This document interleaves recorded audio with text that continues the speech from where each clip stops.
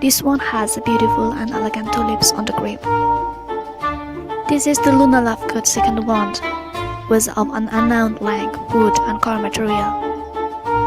This wand was created for her by Catkey Desideria after her first wand was confiscated.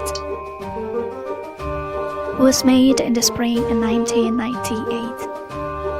She temporarily used this wand during the Battle of Hogwarts until she found her previous wand a few years later. After which this wand was sent back to Ollivanders to be distributed to another student.